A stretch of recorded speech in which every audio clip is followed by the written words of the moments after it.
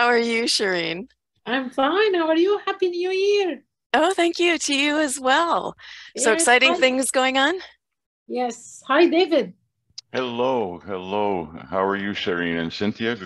Good morning to you and good afternoon to Shireen. Yes. And great to meet you. Nice to Yes. meet you. We have a common thread with New Hampshire, so I'm not there at the moment, but I do know where you are. So I can't hide. You nah, can't go anywhere and hide. no, not any longer. And how's the new year treating you both? By the way, I'm in Saudi, Mm. and Douglas and Grant are here because we have a big class for score tomorrow, and we have so many events for supply chain in the region. So it's Lovely. Oh, fantastic. yes. Miss you guys since last September. It was amazing seeing you both. It was. Plus And Chicago. How can you go wrong in Chicago, right? Yeah, Chicago is a real whirlwind for me. The first time I had been to the conference. Say hello to your lovely wife. Thank you. I will. Yeah, Yeah. she's working as well Okay. this morning, our time. So she's in the other office at the moment, but I will do so. Thank you for joining us on Saturday. We know it's your weekend.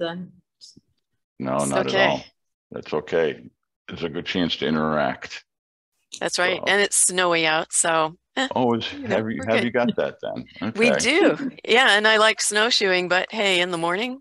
Yeah, it's perfect. True.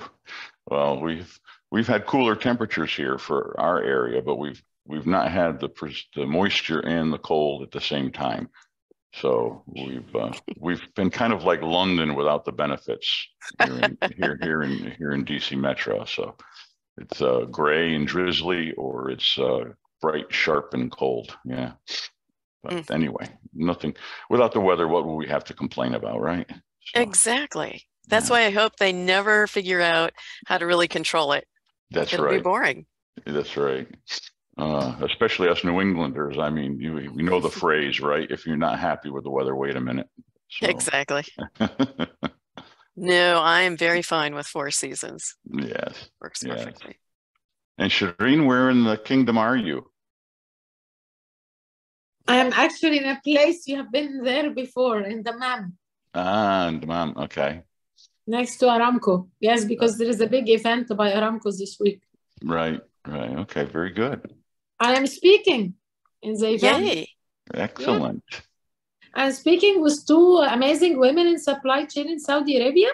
It's about women in supply chain in Saudi Arabia. That is fantastic. Very good. Yes, one of them is the director of one of the biggest FMCG plants, Pepsi. Okay. Yeah. And another lady is a planning director at a big tea company called Bashan or Rabia Tea. So very good women, successful, and I'm happy. I have been working with them, supporting them over the career. The event is a big event in the kingdom. Yes, so one of the guys here wrote Iktiva. Yes, it's Iktiva. Yes. Fabulous. Super. Yes, which is more than 3,000 people will be attending the event for supply chain.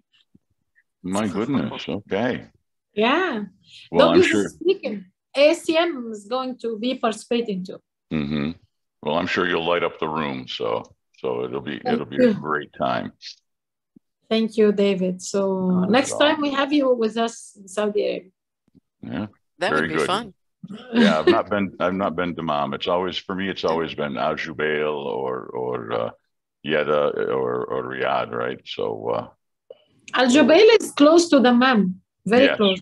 Yeah, I didn't make it to Dammam though. The work was all focused with Tasni in Jubail. So Tasni, yes. Yeah, so very good. Well, all the best. Thank you.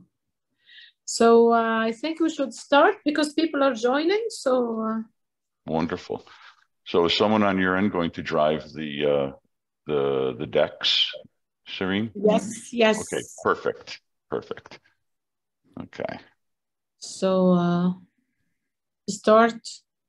So we usually thank people for joining us. We give them like a few minutes till they join.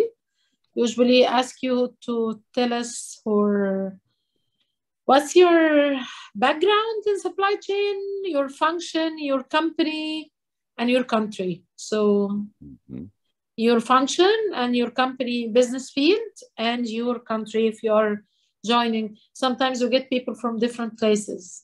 Very good. So please write in the notes.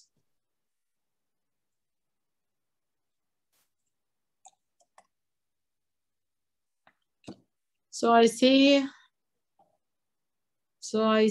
okay, people, Fahad Yassin. Okay, Fahad, sure. So Fahad says, welcome to KSA. Welcome, okay. So we have Marwan Hamouda. He is EMEA Trade Compliance Manager, Energizer Holding. I think it's in Egypt, okay. Ahmad Rafat, he's from Egypt, and he's planning head. Hi, Ahmad. So we have Ahmed Dunkel working in oil and gas industry, purchasing general manager. Okay. Hi there. Hi, Ayman. Okay. So we have supply chain management fresh grad. So that's good. Okay.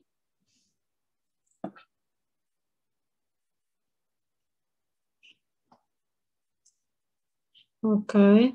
So we have Professor Ahmed Bahloul from Egypt, Zagazig University. Hi, doctor.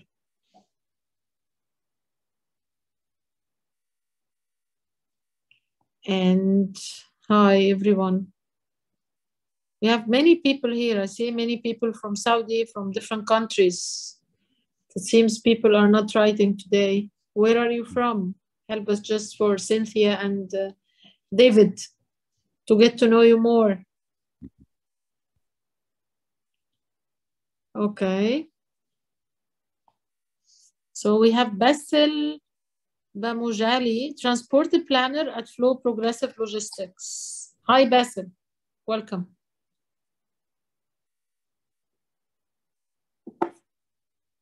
Okay. We have Muhammad Hamdi. He is in Dubai now. Okay. So people keep moving around the region. So we have Dr. Walid Kilani, Chief Operations Officer from MIVAC.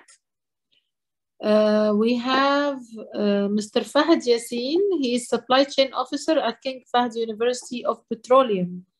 Hi, Fahad. That would be great. Yes, of course, we can move. We can meet. I will write you my Saudi number here, so in case you want to meet me, it's okay. We have Shahenda, Foreign Procurement at Al Khuraib Group, Egypt, now working remotely from Khobar, Saudi Arabia. Hi. Okay, so you're close. We have Muhammad Abdullah, Industrial Engineering student at Zagazig University. Okay.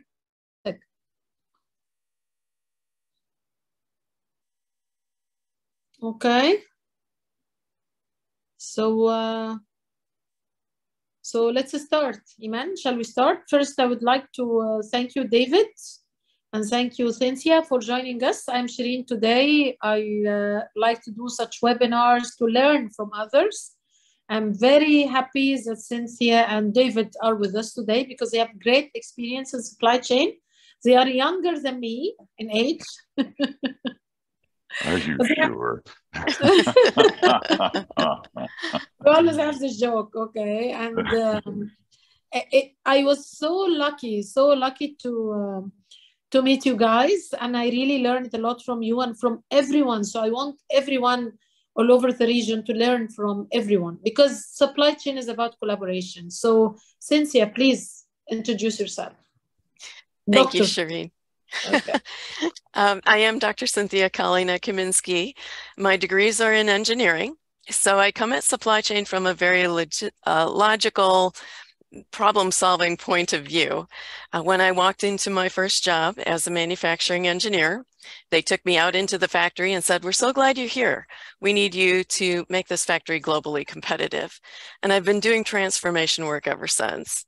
So that's the viewpoint that I'm bringing to this today, one of transformation. And I want to spend just a little bit of time explaining the difference between continuous improvement and transformation, because you need both.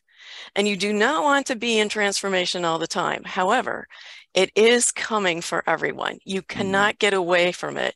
And so there are skill sets that you need that are different than what you may usually look for when you look at change. So let's talk about continuous improvement. This is one that many people are very, very familiar with, because what are we trying to do? We're trying to optimize our supply chains. We know they have certain performance parameters. How do we make sure that we make that performance? How do we get rid of the waste and the extra money we're spending? How do we get rid of the errors? How do we narrow the variation? How do we make sure the ERP system is optimized so that people trust the data in it and they use the same spreadsheets so that we can actually talk to each other in meetings and not wonder how in the world the data is different between everyone's spreadsheets? So that's continuous improvement, constantly taking step by step, very deliberate action in order to improve the existing performance. Now, I work in transformation, and that means that now, instead of looking at, I've already got performance parameters that I have to make, how do I do this? I'm looking at, how do we change the performance parameters? What do we have to do in order to meet the new strategy that the business has to make? What do we have to do at the same time to meet the new customer requirements, even though they're changing? How do we build in the flexibility into our supply chains and everything else that we're doing to make sure that no matter what the change is, we can handle it so we're not constantly in transformation? Because it is disruptive. Even though you have to run your business at the same time, transformation is changing everything about your business. Because as you start to work with it, you see that it touches every single piece of the business. It has to integrate across the end-to-end supply chain. And the people who get together are looking at not just how do I make this performance, but how do I become more competitive? How do I open up new market space with what I do in my supply chain? How do I make sure that I'm acceptable to one of those large supply chains I want to join? How do I make sure that my supply chain is one that other advanced supply chains want to join? What is it that we have to do in order to make ourselves not only differentiated, because that's what supply chains do, they differentiate us. In the VC world, they look at marketing and they look at new product. And for years, everyone has been told, as long as you have those two, you can have a B product, but you must have A marketing, and then we're golden. Well, that makes your first sale. But your supply chain makes your second, your third, your 100th sale. And it's the performance and the delivery on the promises that make people want to come back to you, make people want to continue spending money with you. We drive the revenue. We drive the image of the company. The last mile actually does that. So I'm going to be using the viewpoint throughout today of what does that transformation skill set look like that you're going to have, because it's more holistic, it's broader, and it must tie in and utilize the expertise you have in the continuous improvement in order for everything to work. Thank you. That's quite amazing. Okay. Thank you. Thank you. David. Well, thank you very much. And that was wonderful to hear that all my points are going to be diametrically opposed to Cynthia's, right? This is going to be great. No, I too am what I call a recovering engineer. So I began with a large multinational and worked with them for a better part of 18 years, principally in aerospace and electronics. So both small projects, if you will, that were rather clandestine and of very limited volume, and also high volume, very, very tight margin type commodity style interconnect type products. My background is in manufacturing, and my story is very, very similar. That when at that time the group was called Litton Industries, later became part of Northrop Grumman, I began there as a junior engineer, and they walked me into a new product introduction department, what we called a prototype lab. And they said, we need you to make this work. We have a show in 2 months and we have customer requirements that we need to have for the show. And I was very narrow in my education. I had started as a designer and then worked into engineering. And next thing I know, I suddenly have to be concerned with the size of the final package, the deliverables of outside vendors performing processes for us, the raw material that was being procured and how much room we had in the warehouse. And was it bonded or segregated so that our prototypes wouldn't get mixed with approved production materials? These were all new areas to me. And I had no idea of the consequences of planning to make sure that all these interconnected pieces came together, not only internally, but also with third-party suppliers. It was my first introduction to such a thing. So from there and over time, I worked my way through up to and including different managing director positions in different locations globally before I determined that I would leave that and get into the life science business upon repatriation to the States. The view I bring to this is a bit more holistic, if you will. And I want to treat the overall question of why upskill, okay, which meshes very nicely with Cynthia's discussion. But really, at the end of the day, why upskill? It requires effort.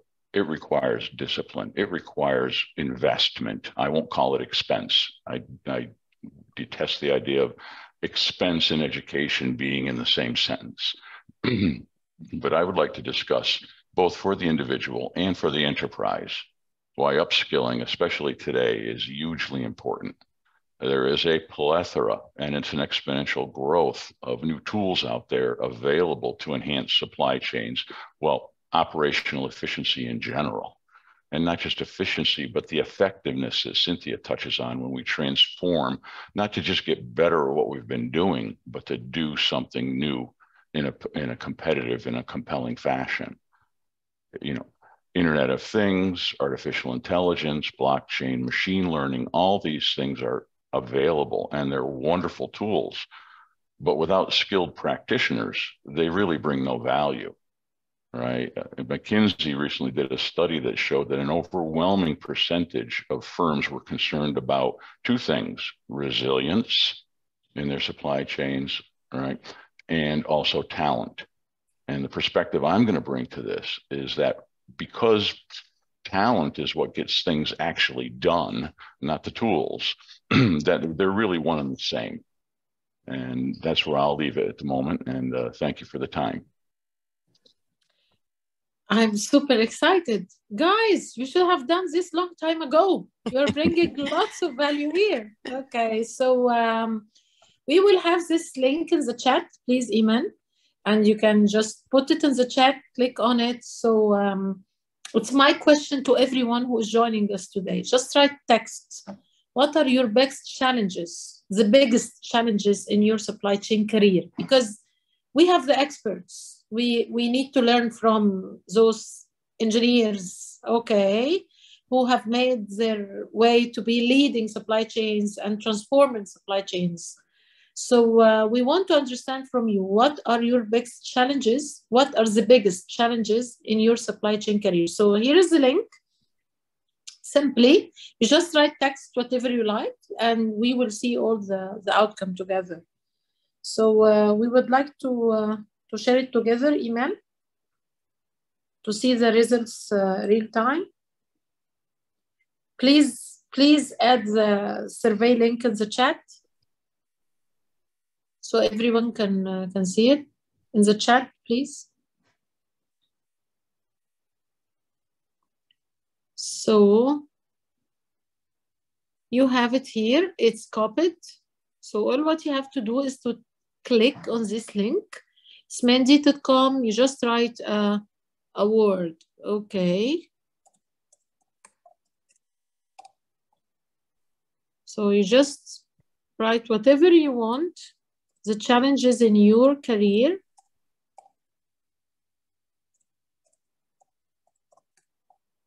And you submit As simple as that.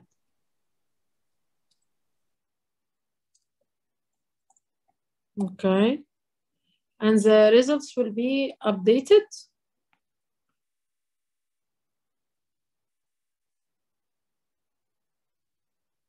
Okay. So we see things happening now. So speciality with expiry, strategy, leadership, technology, reduce scrap of raw materials. Oh, it's happening. So someone doesn't understand what are your biggest challenges in your supply chain career. So you don't understand supply chain, could be because supply chain has changed a lot. It's evolving now. It's becoming part of sales, part of marketing, part of finance, operations as well, financial department, uncertainty nature. Okay, so please add more challenges. So it's updating. Okay, your challenges, what you in your career, ethics. Okay, sustainability. Okay, shortcuts. Yes, supply chain itself is a challenge. I understand. I fully agree. So strategy. Someone says I'm not in supply chain. People competencies, customer clearance. Okay. So more are coming. Banks updates. In Egypt, and we have some problems with banks and the currency devaluation. So it's causing us some changes in the banking and the papers and the documents and LCs. That's why when you see, okay, wrong planning, softwares, supply chain culture, yes. Over forecasting. People are too optimistic in forecasting. Okay, interesting. Visibility, no visibility in supply chain. Yes, sometimes it's a problem. Okay, data, some people are right, data. Urgencies, rush orders. Okay. So zero customs clearance in Egypt because it's a special problem in Egypt. Okay. So developing internal systems, lack of development. Okay. So I think we have some issues from people. So thank you, Iman. We can stop sharing now, and I think if someone is adding anything, we can have it later.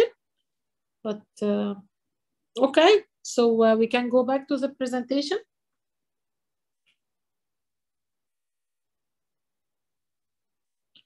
So thank you. So let's move on. So Cynthia, you want to facilitate, right, the discussion? Sure. Let me share a slide first. Iman, if you could advance the slides, please. I'm going to look at 3 different topics because they're all interrelated. If you want to look at supply chain career paths, which unfortunately are often secret, we want to expose what they are so that people understand how their career can move. I talked with one very large company not too long ago who said, well, there's no place for anyone to go. Why do people keep leaving? Well, it's because there's no place for anyone to go. People want to move in their career. They want to experience different things, whether it's lateral, whether it's vertical, doesn't matter. What is it that's needed in order for them to move in ways that make sense for your company and for them so that they always stay excited about what's going on? And then must-have skill sets, that starts to delve into some of that transformation work that I've talked about. I have layers of things to talk about there. And then we'll talk a little bit about the training that's needed. Whether or not you're a supply chain leader or whether you're a supply chain professional, you're going to need to know certain things in order to be able to handle what's coming up very fast, all of these very rapid changes. So if you could change the slide, please. We'll start with those career paths that I was talking about. And as we look at this slide, what happens is that you must have a basis in supply chain. You have to have the traditional training. You need to understand what it is end to end, what all the different departments do. And what I'm seeing right now is that because in the US, training was not paid for decades. And it was always the first thing to leave if times got tough. At one point in time, we had requirements that you could not enter certain jobs unless you had specific training and the certification. That's been removed because there's fear that we just can't get people into positions.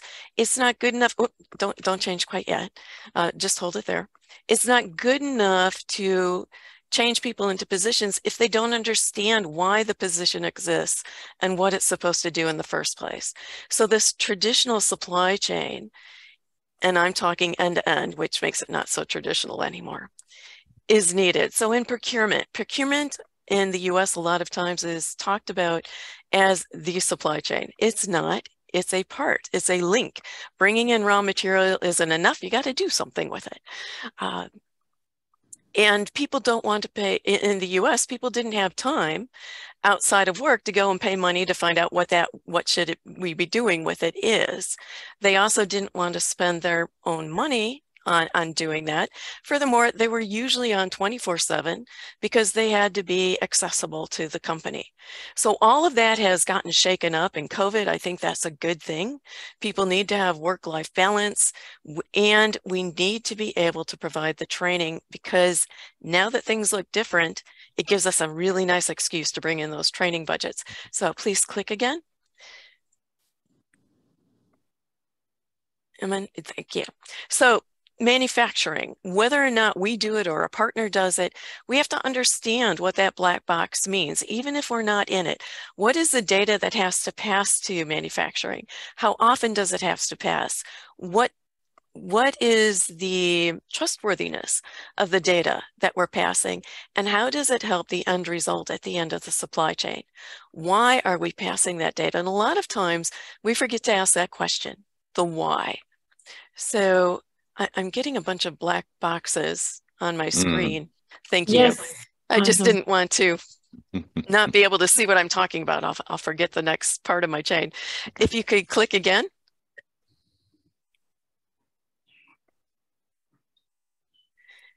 So that brings us then into the warehousing and the transportation end of things. A lot of times in the US, it was the stepchild. It really wasn't paid attention to. Hey, so you take something out of a bin, you throw it on the truck, you get it there. What's so tough? Well, now we know, as we were seeing in the first word cloud, that it is tough. You've got a lot of customs to go through. You've got network design that you have to understand. You have optimization, and you have to understand contracting. So now you can see that we're starting to lead out of what we usually consider the supply chain into the supporting items, the legalities of what we're doing. How do we get that contract and the SLAs in it to actually perform the way we need to? And how do we make sure the SLAs fit with everything else we're doing in the supply chain? Which then is added on now because we've got requirements for ESG. It doesn't mean they weren't there before, but now it's becoming serious. In the US, the SEC is starting to look at what regulations are coming. But even if the US says, well, we don't need any, if we want to be global supply chains, we still have to have them because we are a partner into someone else's supply chain and they have to report on our ESG. Okay, hold on just 1 second so I can catch up to you. That means that I have to understand the data. And ESG is being captured right now in the US in financial terms, in materiality terms. And we'll talk about that a little later. But supply chain didn't show up to the table. And so it is all looking at the financials right now, and the boards of directors of any US-centric supply chain is very concerned about ESG and how it's permeating through everything in the company. And right now, the supply chains, the last I saw, about 33% think it's important. So you can see there's a mismatch between what's going on, the thinking needed at the highest levels, and then what we're actually doing down here. So that's a part of that transformation, because ESG isn't a separate initiative. It just fits right in with the daily everything that we do. So as we're transforming, it's one of the many pieces that we're adding in. So now please click again. We've got data. Now, as we talk about data governance, this is not how we move the data from one place to the other. This is the why we have data in the first place. What are we trying to do with it? What are we trying to accomplish? It's a strategic why. Once we understand what it needs to do for us, then we can talk about systems. Then we can talk about metrics that really start to build from the top down, strategic all the way through. And for those of you who know SCORE, I am a SCORE master, so this is what I bring into all my transformations, because it gives you a very nice build, including for the environmental. And it shows you for each and every process what it is that we're doing data-wise and metric-wise, as well as people-wise. This is where we start building those requirements, process by process, of what people need to have, whether it's just a passing knowledge, whether it's something that they've had their hands on, they're just not experts at it, but they can do it, or they are experts. And as we look at our build out for all these processes, then we can make sure that we're gathering all of that information and starting to figure out what the training needs to be, what the career paths can be if you want to go lateral, if you want to go vertically. What do you need to know? One other thing, and please click again, is cybersecurity. This has made it up into the C-suite. It took a long time for it to get there, but now it's there big time, because everyone or what should I say, everyone's supply chains are threatened, and you can't get away from that threat. So how do we handle it? How do we need to work with it? Supply chains offer the biggest risk, right? Because we've got people coming in and out of our supply chains. We've got people serving data in and out of our supply chains. We've got maintenance coming in and out of our supply chains. So how does this have to be handled? What does it mean? How do we tie it in? This is a big strategic piece first, before we start putting in little increments. Finally, we have the leadership, if you could click again. And as they start to look at risk, we've often looked at risk at the operational point of view. Why can't I get something on the truck the way it's supposed to be? Why can't I get something delivered on time is a bigger question, because then we have to start looking at all the different components. It's a tactical question. And then we look at, why am I not making my performance? Why are my customers upset? Why am I losing market share? That's the bigger risk rolled up into the strategic area. All of these work together, and you don't have to go on one path. There are many paths. We need to understand what paths people are best situated for based on their natural inclinations and what they want to develop. It can no longer be just a seniority thing. If we'll go to the next slide, please.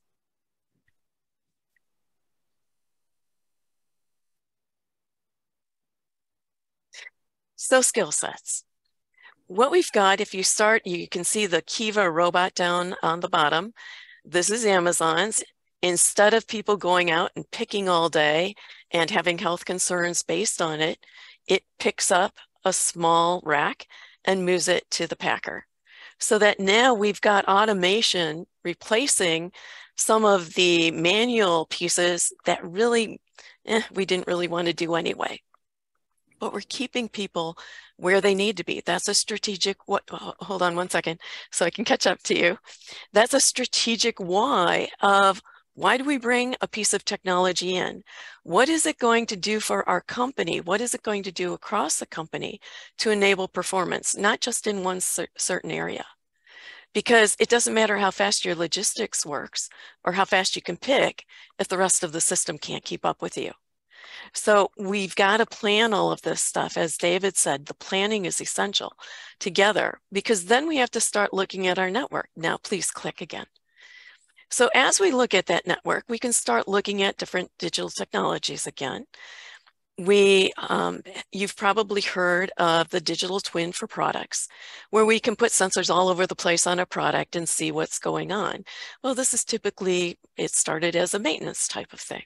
But now we can actually change that cost center into a profit center, a transformative type of piece, and we can handle the data and let people know when they need to bring in their plane so that it gets serviced at the right time and doesn't disrupt their operations unnecessarily. We can also do the same into our plants. We could go in and put a sensor everywhere and gather all that data, but why do we need all that data? What is the data we really need in order for our supply chains to run optimally, in order for us to understand what's going on each step of the way? If we have multiple plants that we're modeling, then we look back at that, the hand with the phone, the network. How does the network handle all of that information to be able to, again, be optimal as a network of supply chains? How do we get through that customs area? You don't have to limit the modeling just to inside of your plant. But now we've got lots and lots of data coming around. And if you click again, we're going to get even more because we've got drones. Amazon is saying now, well, I'm going to go back to looking at possibly delivering with drones. But we already know that drones in our factory or our warehousing area can go in and actually give us inventory understanding. What are the quantities in each rack and bin as it goes along, and it flies up and down the racks, even while people are in the same racks. Now we can have people and machinery in the same area. The machinery is adjusting our databases, which means in all of this, we must have analysts looking at what data is coming in. Is it the data that we need? Is it the data that is going to serve us well and match what we have to report on? And then who's going to interpret that? Because a lot of us don't really understand data speak. And so who tells us in supply chain and operations what in the world the data people are telling us, or the IT people are telling us as we build out all of this capability? If you'll click again. David talked a little bit about AI, and it brings even more data in. But AI, just like some of these other very advanced technologies, means that you're not going to get a return on that investment soon.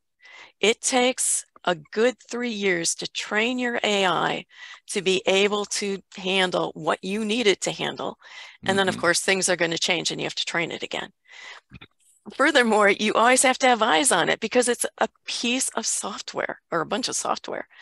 And the CTOs, there was some research saying that these chief technology officers, the majority of them don't even know how their AI works. And the feeling is they don't know it because they don't want the legal responsibility for it. That's a little scary to me. And it means you have to have human eyes on what's going out. And you don't want to use the AI to make your decisions. You want it to give you options. But it needs to give you good options. So again, all of this training constantly, more and more data. If you'll click again, that gets us into a blockchain. You hear all sorts of technology about it. Blockchain is just data organization. It's time-stamped, it's put in an organized way, it can handle it in different ways. There's a lot of administrative planning to do up front, but it organizes this massive amount of data, which hopefully you've whittled down to what you really need so that it's useful for you and your partners in the supply chain. And if you click one more time.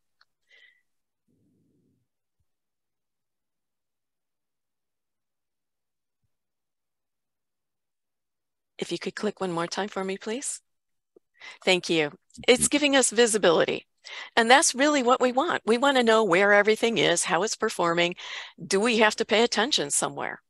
This is the groundwork. This is not the end result. This is the groundwork that supports our supply chain. If you click again, in order to be able to handle all of this, now we have some very real skill sets that we have to get really good at if we're not already. We have to effectively communicate, and we have to communicate what's needed when it's needed. That means we have to have the data that is pulled in at the right amount of time, and we can have the methods to be able to get it out. If you click again, we have soft skills that are needed. A lot of times we skip them. Hey, we're in supply chain. We don't want to worry about that. Those are tough. Well, you can't get away from it anymore because we're dealing with people, and the relationships make this work. They're more important than ever. The more technology that comes in, the more soft skills we need, because we have to discuss across the entire business what's going on, how do we make trade-offs as we're bringing things in and making decisions. Click again. All of this starts to build trust between us. We must be trustworthy. The data we bring in has to be trustworthy. Remember that ERP where everyone had their own spreadsheets, and I still see that a lot. It's because the data isn't trustworthy, and if people rely on it, then we indirectly think they're not trustworthy because they're using this bad data. We've got to clean all of this up, because trust is what's going to help you make decisions faster. Click again. All of this leads to cross-functional collaboration. We must talk across the supply chains. We must talk up the ladder into the executive areas, and we must understand each other's languages. Click again, because there's going to be a lot of negotiation going on. Those soft skills aid the negotiation. All of this is interconnected. All of this, again, is supporting what we ultimately want to do. And the last thing I want to bring up is process. And that's because, if you'll click, please, that's because I'm seeing a lack of knowledge in what process is. And we have to, again, go back to fundamentals, understand how to build a process, how to fix a process, how to outline it and map it, so that we understand what's truly going on when we start to enact our change. All of this is for the last click, which is alignment. So I do have to admit that while I work with Fortune and Global 100 companies around the world, and I work with their global teams, I still do sit in the US. And so I'm probably seeing things differently from an industry point of view, from a regional point of view, from who it is that David, you and Shireen, you as well, the people and the clients that you work with. So I'd like to ask you two things at this point. First of all, what do you see different from your points of view in this transformation skill set that we need to have and is going to be needed going forward, so that you can handle all of the stuff we're putting in place? And then second, there's still discussion about a potential recession coming up. Are we training, are we developing the right skill sets, or is there something different that you think we need? David? Would you like, okay, you would like me, I'd be happy to go first. It's funny you mention alignment as the culmination of this, because it's you build up the case and then you make that verdict, and I can't agree with it more. Even today, and I don't need to look at statistics, although there's many out there that say when enterprises are making large strategic decisions, that internal alignment is still the greatest barrier to partnerships, mergers, acquisitions, joint ventures, or significant supplier relationship changes.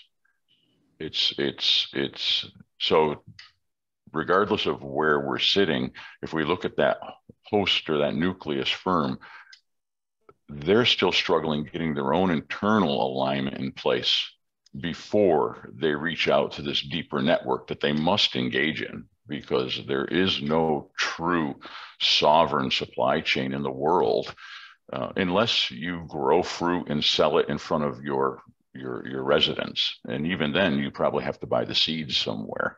So there's no true sovereign supply chain. So regardless of where we sit, I'm in Metro DC. My main client at the moment in food is in the Netherlands. The pressures they're seeing there are the ones I'm helping them with, and that is of internal alignment. Part of it's communication, although I will say that, if I may, that the Dutch are pretty good at speaking forthrightly. And we can always touch on soft skills there if we care to. But it is the matching of talent to requirement And of course, making sure that the requirement is aligned with the overall organization strategy. I know it sounds fundamental and perhaps a little soft in and of itself, but that's the biggest challenge that I see. And I operate primarily in North America with largely European clientele. That is what I'm seeing on a daily basis. And there are statistics that unfortunately back that up. So I don't know if it's Shireen, if you've got a different perspective on the challenges maybe, of yes, skills. maybe yes, I always tell people that supply chain is about making decisions. Mm-hmm. And it's always hard to make decisions if you don't have the right information. Mm-hmm. And most of the time now we have the right information, but people don't know how to interpret it. So that's the problem of the talents, because lots of information, lots of data, and people are chasing, and some data are not good because we didn't design the system to make it be streamlined or to be in user-friendly format, okay? Yeah, to Cynthia's point, yeah. I'm sorry, but to Cynthia's point, right, information and data aren't necessarily synonymous, right? and it's that that analysis process that lets us know what we should pay attention to if we can trust it as well. Sorry, please, Shireen. Yeah, that's fantastic. But the main problem, the root cause of the problem is that we don't have standards for data. We don't have standards. So everyone creates the reports his own way, creates the standards in his own way. That's why people need certificates and certification. As you mentioned, Cynthia, you cannot get the job unless you are certified and qualified. Mm-hmm. Because I find people, they want to have their own definition for perfect order fulfillment. Because it's a different company, and they are one of the big ones. So they have the right to make their own definition. So the dictionary of the supply chain is not followed. People don't refer to it. And the main problem of supply chain, it's all about best practice. It's not like physics and chemistry. So people try to come up with best fit practice and lots of knowledge in the SCORE DS, as you mentioned. You're a master instructor, Cynthia, so you know lots of information of years and years is there, but people don't consume it. It's consumption. Okay. Lots of data in businesses, and that's a problem of people's talents because of lack of education. So we don't give people the right tools to help them to learn quickly. No standards for data globally. So this is an issue, and it's being addressed now with Industry 4.1 digital supply chain. So I think it's a big problem, yes, but new generations will be more techy than the existing ones, okay? Mm-hmm. So for you, Cynthia, please. Excellent. And I'm going to add one thing. Over the past year and a half, in some of the training that I've done, I've had people actually drop out of training. I have never had that before, so believe me. Not quite yet for the question. What I want you to do is understand that in order to pick a trainer, and we'll talk about this a little later, an instructor, you want to make sure that they understand certain things, but not only what you do on a day in, day out basis, but broader than that, so they can open up your thinking, so they can bring to you different practices. And what has happened, the reason why they've quit is because they think that they're too unique and can't learn anything from me. Mm-hmm. And as I debrief and they tell me, here's what we've had to do, I find that they're developing things from the ground up that have been developed for 20, 30 years. In one instance, it was some inventory control practices. In another, it was S&OP. And in another, it was collaborative planning, forecasting, and replenishment. And I knew that right away. Oh, and in another, it was that you run an engineer to order type of supply chain, not a make to stock. No big deal. We understand that. But they didn't stay with the training long enough to be able to learn from the knowledge that was being offered. So I'm asking you to please stay with it, because instructors know what they're trying to teach you for a reason, and then they weave in the learning exercises so that you can start to broaden it into something that may be closer to what you're doing. But instruction is not consulting. Consulting is, yes, here I am, and we're going to fix your stuff. Instruction is, I'm giving you bigger understanding so that you can grab from lots of different ideas. So tell me, based on what you've heard so far, put in chat for, oh, okay, no, wait, go to the next one. We've got a way to do this. What are the top 3 training and learning areas or skill set areas that you feel need to be addressed in your company this year?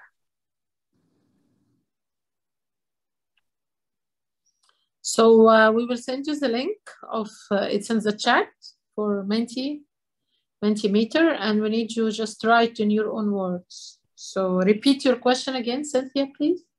So list the top 3 training areas or learning areas that you want to bring into your company over the next year. It could be skill set development that you want to have done over the next year. And then I'm going to quickly go through my last slide and give it to, and hand over everything to David. Okay. But this gives us an idea of what you're thinking about, how you're starting to look at training and learning. And actually, training is going out of vogue. It's really learning and education anymore. So all of us on the other end, we're starting to try to make that change. And I forgot the reason why they didn't like training. That just came across my desk the other day.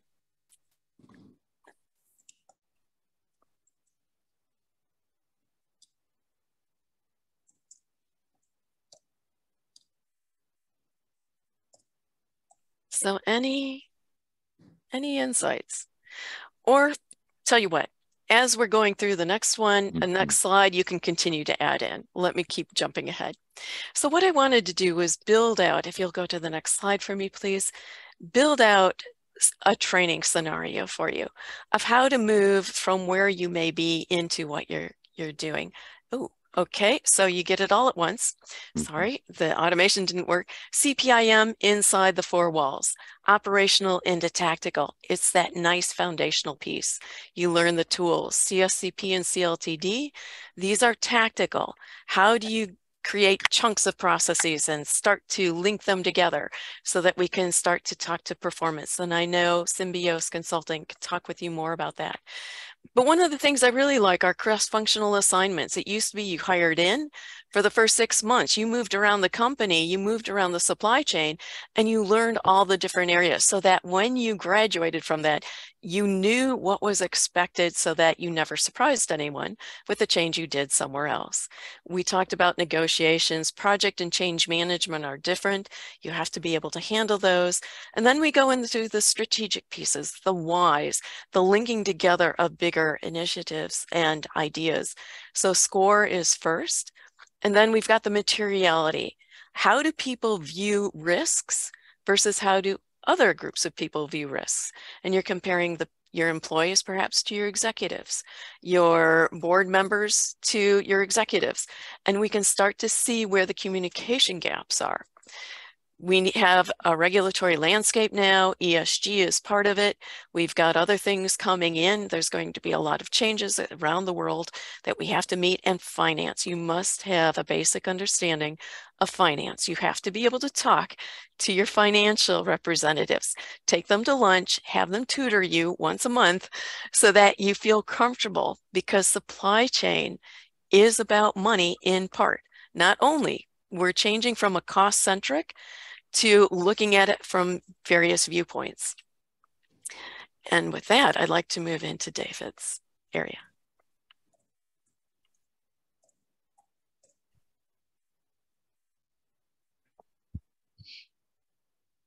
Okay, thank you very much. We can move along. I want to be conscious of the time for everybody. But again, just to recap, why upskill? I want to look at it from a couple of perspectives. Very quickly, and first and foremost from the individual perspective, and then the enterprise, and then some areas of tools, if you will, and the rationale for certification training or specific focused trainings in context and parallel with degreed type approaches. I may be the eldest one in the room, but when I went to school, there was no such thing as a degree for supply chain. It did not exist. In fact, the term supply chain wasn't used.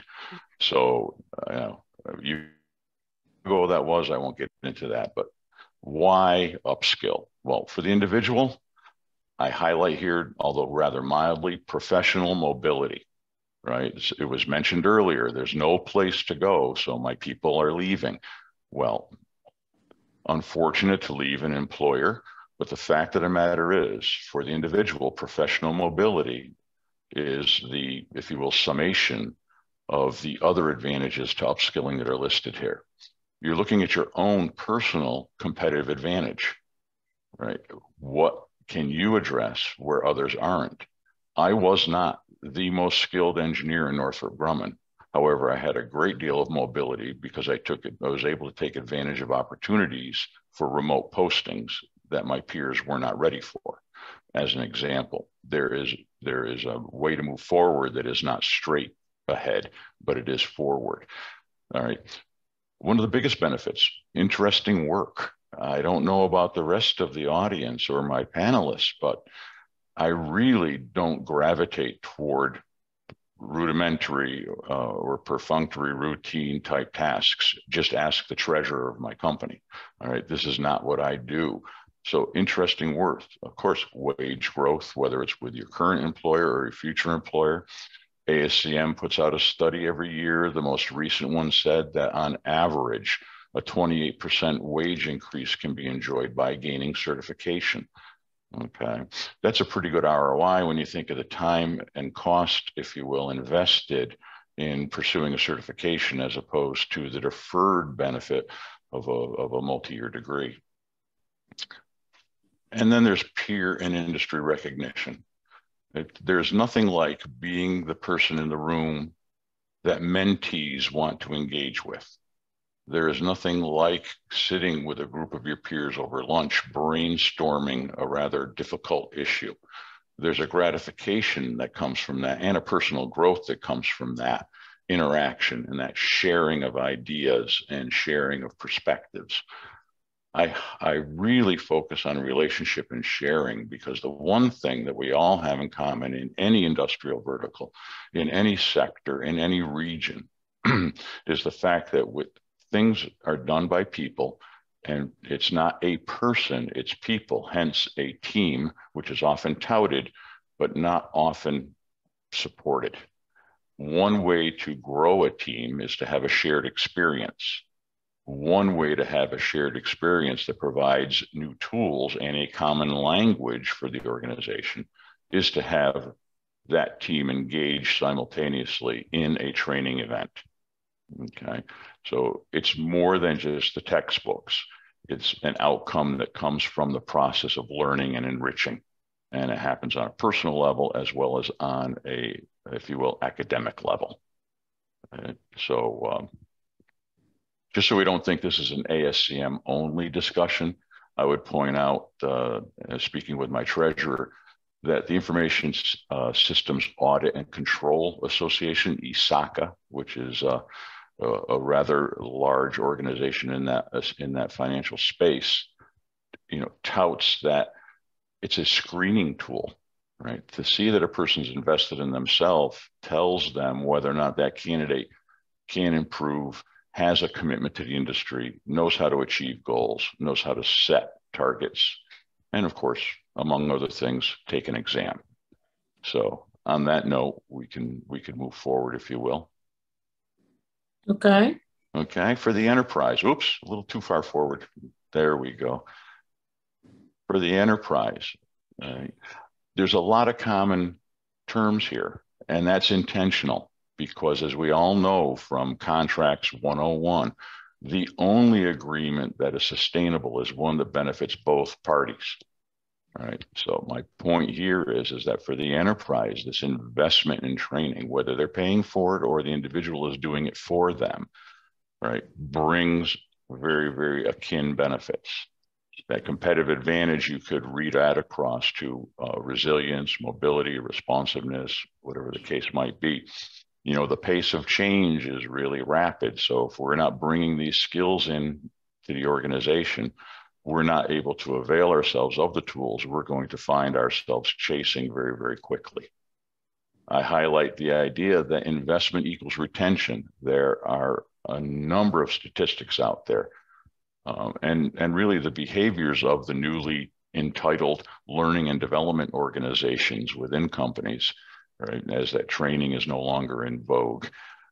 49% of them in the past year have increased their budgets. So they're getting the message, right? Here in North America, we have a distinct shortage, especially in the manufacturing sector, of skilled employees, something like 750,000, right, that were lost just to the event of the COVID pandemic and people not returning to the industry. There was a deficit to begin with. So we're finding here, especially within municipalities, I know in Toronto, they have a large program for, if you will, practical and skill-focused training, Michigan as well. And I just came back from Monterey, and you can't throw a stone anywhere in Monterey without hitting some program affiliated with the technical university there that are doing outreach and, if you will, internship, apprenticeship type programs. Companies are learning if they invest in their talent, that they will keep their talent. It gives that talent the mobility and shows the commitment of the company to the individual. But I can't hit strongly enough on the idea that it enhances communications. Cynthia made a stellar point about the fact that pockets of knowledge don't move an enterprise forward, right? These ideas of points of brilliance.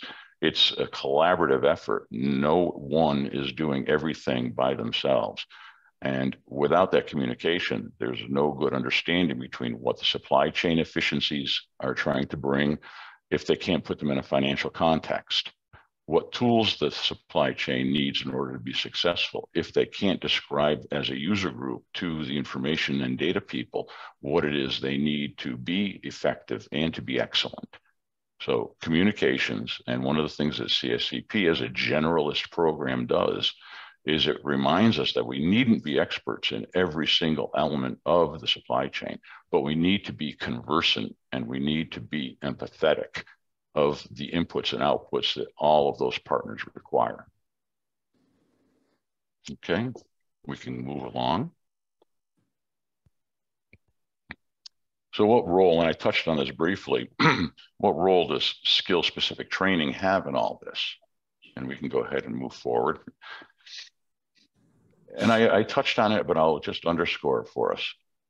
The pace of change and the pace of acquisition of knowledge are best matched with focused training.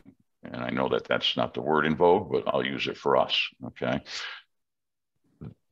The idea of needing to have a couple of years of generalist liberal arts education before you actually start becoming conversant in a degree specificity is not the pace of change we're dealing with today. We need to be able to acquire specific areas of skill that we can apply immediately, right, to the challenges our organizations are facing. And I noticed a great many of them in that first word grouping, right, as far as you take somebody who's a recovering engineer or a former procurement officer who is now involved in an end-to-end supply chain, they need to become instantly educated in some element of customs duties and logistics, right? An area that they probably hadn't touched before, right? So that focus and specificity does a few things for us.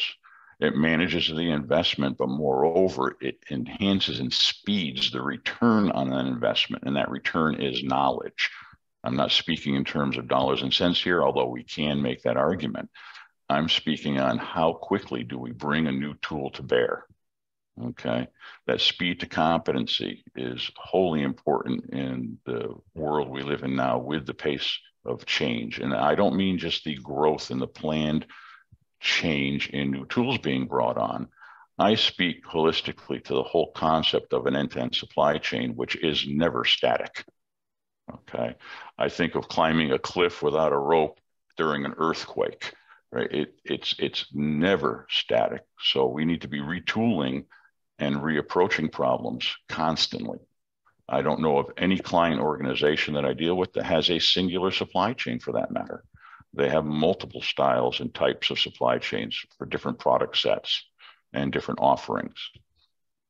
So the idea that you have a broad and deep availability of such certification programs, those that Cynthia conducts, those that Symbios offers, I get involved in that space at times through ASCM, makes this very attainable, right? It levels the playing field for all people wishing for this education, for all organizations looking to make an investment, even in a recessionary period, where the value of the currency spent is going to have to provide a much greater return because, like many lean principles, we can't afford to waste it, right?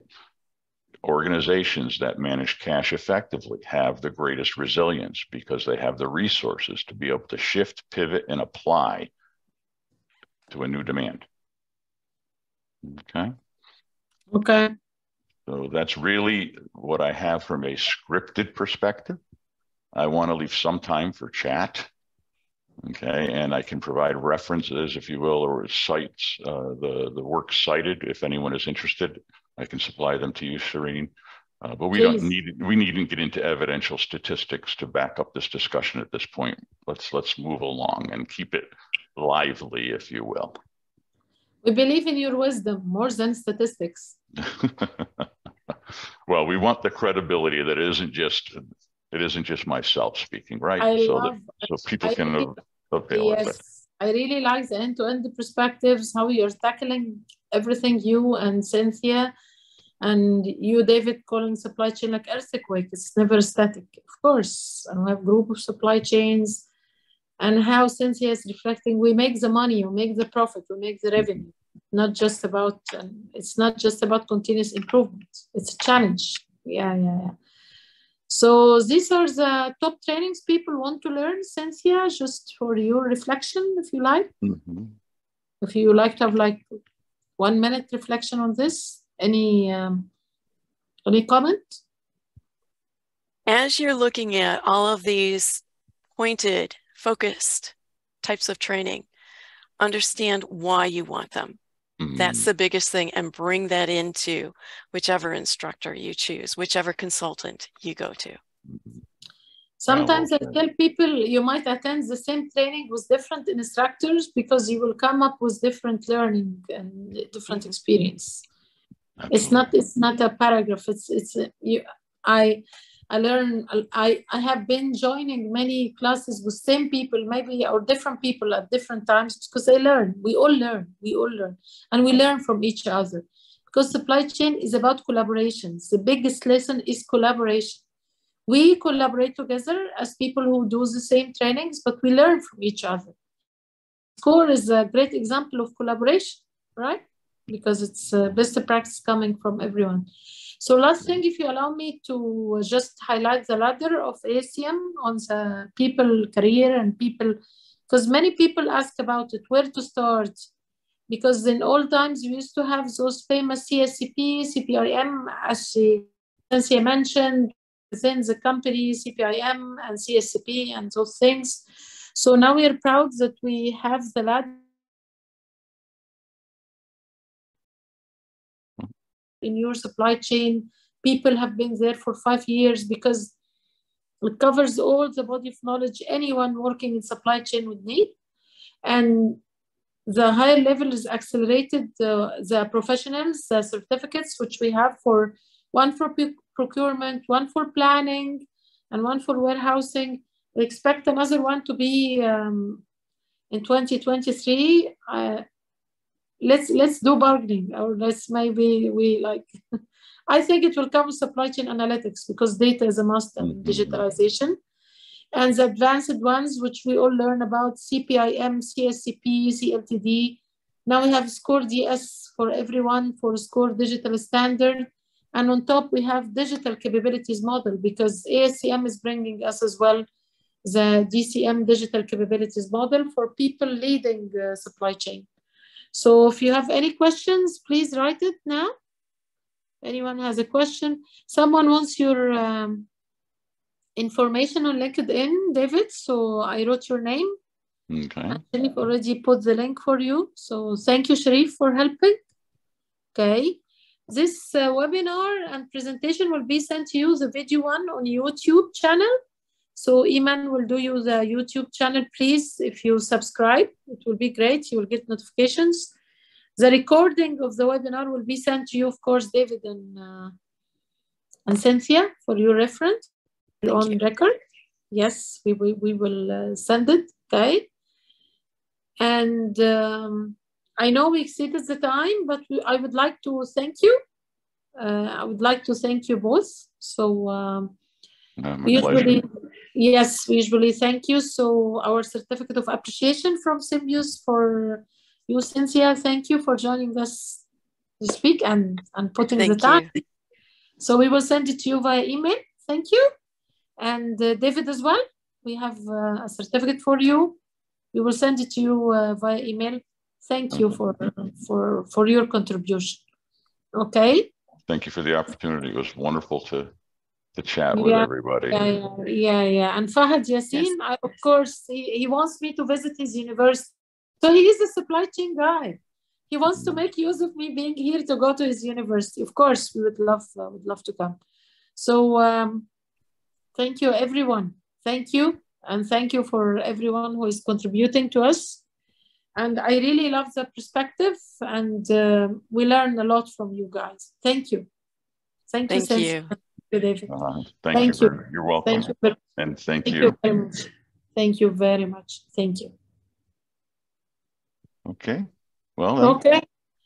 Good evening for whoever in my region. Good morning for whoever in your region. Okay. Thank you very much. Take care. Okay. Lovely. Masalama. Bye-bye. Masalama. Bye. Assalamu alaikum.